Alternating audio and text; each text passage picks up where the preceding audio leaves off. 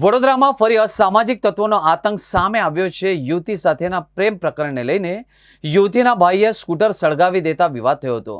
આ મામલે સ્કૂટરના ચાલકે પાણીગેટ પોલીસ સ્ટેશનમાં ફરિયાદ નોંધાવી હતી, જે આધારે પોલીસે તપાસ શરૂ કરી શહેરના વારસિયા વિસ્તારમાં આવેલી પ્રમુખ સ્વામી સોસાયટીમાં રહેતા 24 વર્ષીય રોહિત રામ અવતાર શર્માએ પાણીગેટ પોલીસ સ્ટેશનમાં નોંધાવેલી ફરિયાદમાં જણાવ્યું હતું કે રોહિતના ભાઈ સંતોષ રામાવતાર શર્માને 23 વર્ષીય યુવતી સાથે પ્રેમ સંબંધ હતા।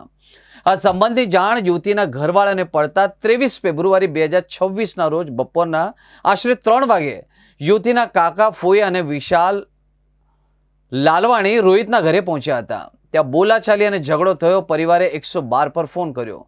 પોલીસની ગાડી આવતા બંને પક્ષોને વારસિયા પોલીસ સ્ટેશન ખાતે લઈ જવામાં આવ્યા હતા, જ્યાં બંને વચ્ચેનું સમાધાન થયું અને બધા જ ઘરે પરત ફર્યા। ઘટનાના બીજા દિવસે એટલે કે 24 ફેબ્રુઆરી 2026ના રોજ રોહિત સમા ખાતે ગયો અને આશરે 3:15 વાગે તેમની બહેન કાજલે ફોન કરીને કહ્યું કે યુવતીનો ભાઈ તેમના ઘરે આવીને બોલાચાલી કરી ગયો છે। ત્યાંથી નીકળીને રોડ પર રાખેલી તેમની બાઇકને જ્વલનશીલ પ્રવાહે રેડીને સળગાવી દીધી હતી, જેથી રોહિત તાત્કાલિક ઘરે પહોંચ્યો અને જોયું તો બાઇક સળગી ગઈ હતી।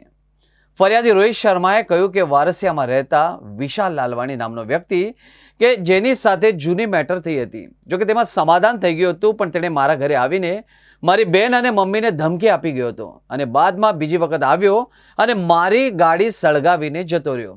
જે થાય કરી લેજે, હું મોટો બુટલેગર છું, એવી ધમકી પણ આપી હતી। પાણીગેટ પોલીસ સ્ટેશન મથકમાં છું હમણાં। મેં પારસ સોસાયટી પ્રમુખ સ્વામી સોસાયટી પાસે રહું છું। મારી ગાડી એન્ટોક ગાડી મારી પડી હતી, તે એક વિશાલ લાલવાણી કે એક છોકરો છે, કાલે જૂની મેટર હતી, કાલે મેટર થઈ હતી, એ મેટર આખી કોમ્પ્રો થઈ ગયેલી, તો બી એ માણસ આવીને મારા ઘરે આવીને મારી બેનને ધમકી આપી, મમ્મીને ધમકી આપી ગયો। પછી બીજી વાર આવ્યો, મારી ગાડી હરગાઈને જતો રહ્યો અને મમ્મીને ને મારી બેનને એવું કહે છે કે તને તારા ઘરવાળાને બધાને જેટલા ઘરમાં રહે છે બધાને હરગાઈ જતો રહીશ, જે થાય એ કરી લેજો, મેં બહુ મોટો બુટલેગર છું એવું કહી ગયો છે મને। એ વાસવાણીમાં નોકરી કરે, એ વાસવાણીમાં એ છે એનો ધંધો ચાલે છે, પ્રેમના તરીકે નોકરી કરે છે।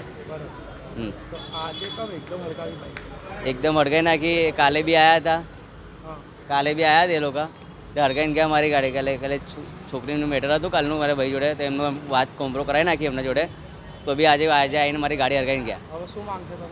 મારી માંગ એવી છે કે એમને કડકથી કડક સજા મળે।